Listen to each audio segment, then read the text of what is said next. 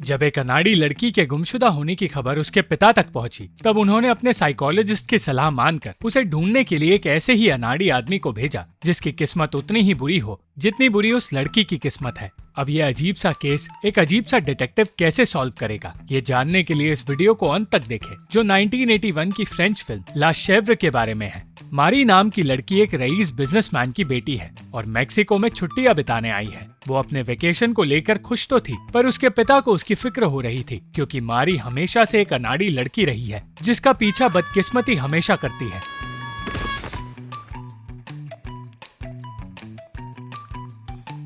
इसी बदकिस्मती की वजह से एक दिन अरबाल नाम के आदमी के सामने वो आ गई, जो उसे संभालते हुए अपने घर ले जाने की बात करने लगा। मगर इसी बहाने उसने बेहोश मारी को अगवा कर लिया और नशे में मारी उसके साथ चली गई। एक बार के लिए मारी की वजह से वो दोनों पुलिस की नजरों में तो आ गए, पर अरबाल पुलिस के हाथ नहीं आ पाया। 1 महीने तक मारी की कोई खबर ना मिलने के बाद उसके पिता अलेक्जेंडर को बताया गया कि उनके पास मारी को ढूंढने का एक रास्ता है। अलेक्जेंडर ने उसे ढूंढने के लिए हर तरकीब का इस्तेमाल किया था, मगर इस बार जो तरीका उसके सामने आया वो एक एक्सपेरिमेंट था। मेयर नाम के साइकोलॉजिस्ट ने उससे कहा कि बुरी किस्मत एक ऐसी चीज है जो मारी का पीछा कभी नहीं छोड़ती, इसलिए उन लोगों को मारी नहीं बुरी किस्मत का पीछा करना होगा, और ये काम फ्रांसोआ नाम का आदमी करेगा जो मारी की ही तरह बदकिस्मती का शिकार है और अलेक्जेंडर की कंपनी में काम करता है। एक्सपेरिमेंट के तौर पर फ्रांसोआ को एक कुर्सी चुनने के लिए कहा गया और उसने वही कुर्सी चुनी जो टूटी हुई थी। ये देखकर अलेक्जेंडर मेयर की बात मान गया। उसने अपने प्राइवेट डिटेक्टिव कंपाना को बुलाया और उसे ये सारी बातें बताई। कंपाना एक नॉर्मल और अच्छा डिटेक्टिव था, मगर वो मारी को ढूंढ नहीं पा रहा था और मेयर का ये नया प्लान उसे बिल्कुल समझ नहीं आया। उसने फ्रांसोआ के साथ काम करने से इनकार कर दिया, मगर अलेक्जेंडर के कहने पर उसे उनकी बात माननी पड़ी। मेयर ने उसे फ्रांसोआ की बुरी किस्मत के बारे में सब कुछ बताया और अगले ही दिन फ्रांसोआ को बताया गया कि उसे कंपाना के साथ मेक्सिको जाना होगा और मारी को ढूंढकर घर लाना होगा। अब कंपाना को फ्रांसोआ के असिस्टेंट का काम करना पड़ रहा था, क्योंकि उन्हें यकीन था कि फ्रांसोआ के फैसले और उसकी किस्मत बिना कुछ किए कंपाना को मारी तक ले जाएगी। एयरपोर्ट पहुंचते ही फ्रांसोआ का एक अनजान आदमी से ट्रॉली के लिए झगड़ा हो गया और कुछ देर के लिए हिम्मत दिखाने के बाद फ्रांसोआ को खुद ही हार माननी पड़ी।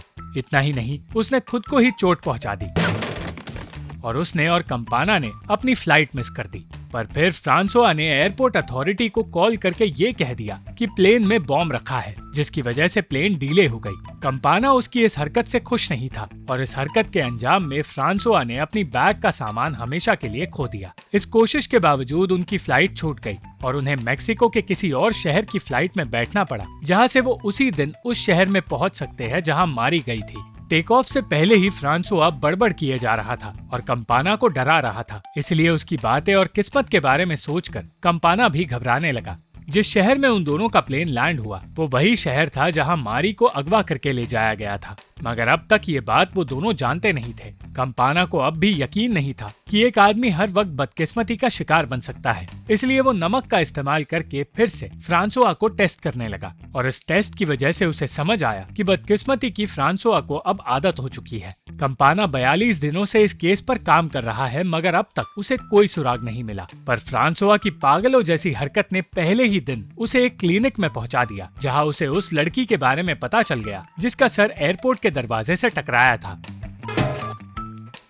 आखिरकार कंपाना को पता चल गया कि जिस लड़की की बात पुलिस और नर्सेस कर रहे हैं वो लड़की मारी ही है, और इस तरह उसे अरबाल के बारे में भी पता चल गया। एक गलत फैसले ने उन्हें जिस शहर में पहुंचाया वही शहर उनकी मंजिल निकली और कंपाना अब अरबाल को ढूंढने की कोशिश करने लगा। इस सब की वजह से फ्रांसोआ अपने आप को एक महान डिटेक्टिव समझने लगा और कंपाना से कहने लगा कि उसे फ्रांसोआ की हर बात माननी पड़ेगी। वो दोनों एक होटल में रुके और शाम होने का इंतजार करने लगे ताकि वो इंस्पेक्टर से मिल पाए। इस बीच फ्रांसोआ का ध्यान एक खूबसूरत औरत पर पड़ा। परेशान होकर कंपाना ने उसे कहा कि वो औरत एक प्रोस्टिट्यूट है और उसकी बात मानकर जब फ्रांसोआ उस औरत के पास गया तो उसे शर्मिंदगी का शिकार बनना पड़ा, मगर अपनी इस हरकत का अंजाम कंपाना को भी भुगतना पड़ा और उसने उसी औरत के बॉयफ्रेंड के साथ हाथापाई शुरू कर दी। कंपाना को इस लड़ाई के बीच छोड़कर फ्रांसोआ फिर से उस औरत के पास चला गया और ये उसकी सबसे बड़ी गलती साबित हुई।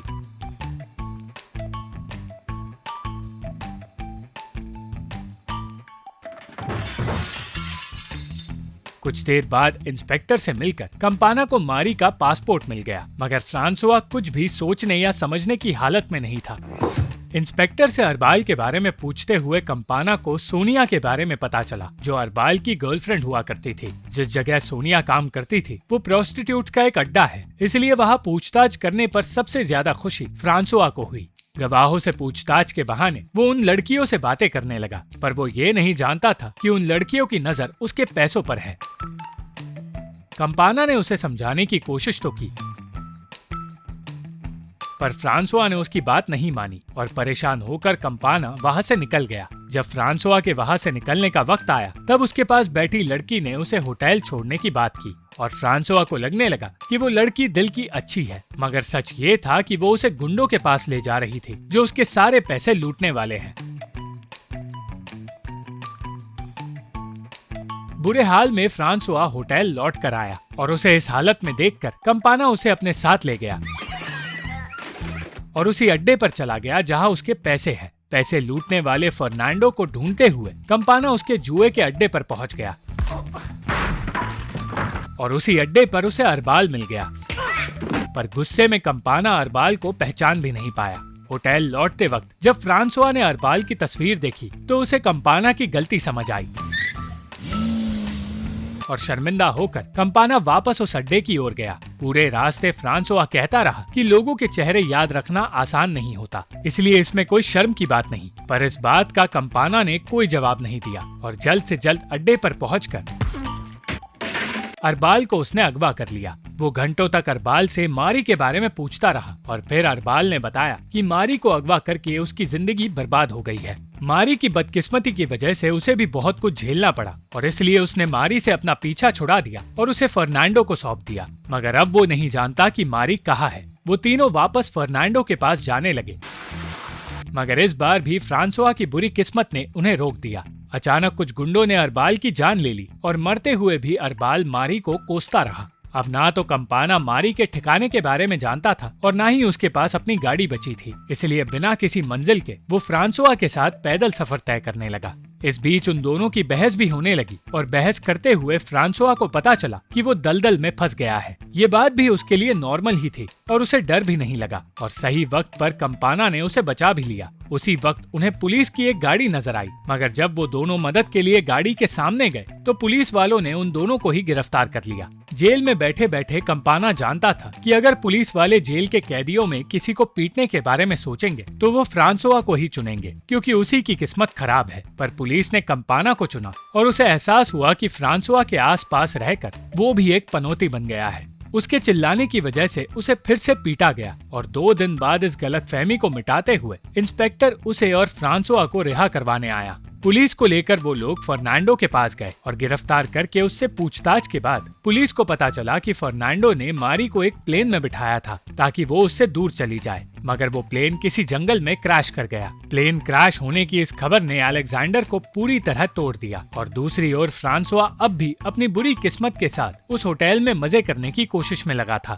अचानक अलेक्जेंडर ने कंपाना से कहा कि मेयर के पास एक और आइडिया है और उसे लगता है कि मारी अब भी जिंदा है। मेयर ने कंपाना से कहा कि उन्हें एक प्लेन में उसी जंगल के इर्द गिर्द उड़ना होगा जहां मारी का प्लेन क्रैश हुआ और शायद तब वो मारी को ढूंढ पाएंगे।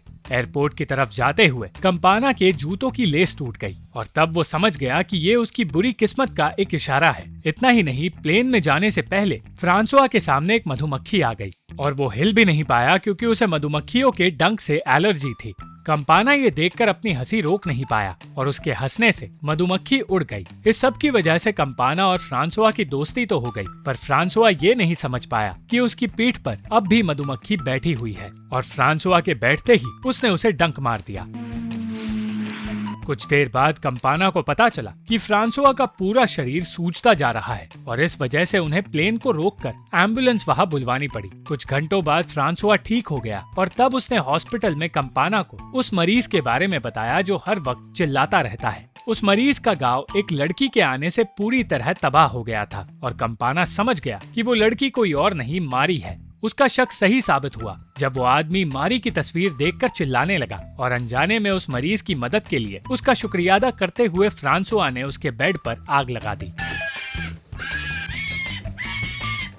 वो दोनों उस गांव में पहुंचे जहां सब कुछ जल गया था, पर वहां उन्हें मारी नजर नहीं आई। उस वक्त फ्रांसुआ ने कहा कि वो हमेशा से एक एक्साइटिंग जिंदगी जीना चाहता था और ऐसी जिंदगी का मौका उसे कंपाना ने दिया है, इसलिए वो कंपाना के साथ काम करना चाहता है। इन बातों के बीच अचानक एक गोरिल्ला फ्रांसुआ को अपने साथ ले गया और उस गोरिल्ला को भी फ्रांसुआ की बुरी किस्मत के बारे में पता चल गया। वो दोनों वापस फ्रांस लौटने के लिए निकले, मगर बीच रास्ते फ्रांसुआ ने किसी अनजान आदिवासी को देखा जिसने शायद मारी के चश्मे पहने थे। मगर उस आदमी की खोज उन्हें एक सांप के पास ले गई, जिसे मारने की कोशिश में फ्रांसुआ ने कंपाना को ही गोली मार दी। अब वो लोग एक डॉक्टर को ढूंढने लगे और इस बार कंपाना ने फ्रांसुआ को रोकने की कोशिश नहीं की, क्योंकि वो जानता था कि उसका पागलपन उन्हें मारी तक पहुंचा सकता है। वो दोनों दिन भर जंगल में भटकते रहे और उन्हें वहां से निकलने का रास्ता भी नहीं मिला। 24 घंटे गुजर गए, पर उन्हें ना तो कोई इंसान नजर आया और ना ही बाहर निकलने का कोई रास्ता। उस वक्त पहली बार कंपाना ने फ्रांसुआ को बताया कि उसे इस काम के लिए सिर्फ इसलिए चुना गया था क्योंकि वो मारी की तरह एक पनौती है। और ये सच जानकर फ्रांसुआ कंपाना से हाथापाई करने की कोशिश करने लगा, मगर कंपाना को चोट पहुंचाने के बजाय वो खुद को ही चोट पहुंचाता रहा। अंत में एक गाड़ी उनके पास आई और उन्हें गांव के छोटे से हॉस्पिटल में जाने का मौका मिल गया। खुशकिस्मती से जिस बेड पर फ्रांसुआ को रखा गया था उसी के पास मारी का बेड था। अब दुगनी बदकिस्मती के साथ वो दोनों ये समझने की कोशिश करने लगे कि वो इस वक्त कहाँ है। और इससे पहले कि कंपाना उन दोनों तक पहुंच पाता, मारी और फ्रांसुआ पानी में बहकर वहां से दूर चले गए। Thank you for watching this video. अगर आपको ये वीडियो पसंद आई तो इस वीडियो को लाइक, शेयर और इस वीडियो पर कमेंट जरूर करें और इस चैनल को सब्सक्राइब करना मत भूलना।